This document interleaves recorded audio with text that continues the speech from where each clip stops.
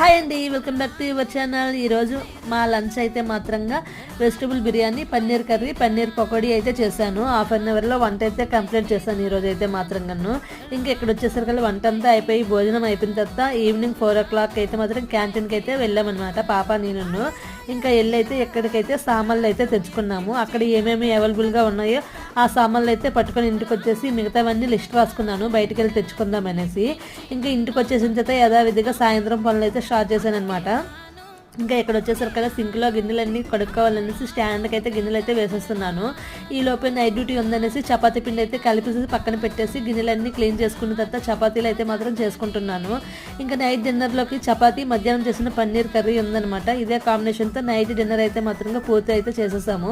ఇంకా డిన్నర్ పూర్తి అయిపోయిన తర్వాత వంటగది అంతా క్లీన్ చేసేసుకున్నాను. ఇంకా గిన్నెలన్నీ కడిగేసుకొని సింక్ అంతా క్లీన్ చేసుకున్నాను. వీడియో నచ్చితే like, share, subscribe. Thank you for watching. Bye అండి. మనకు కొంచెం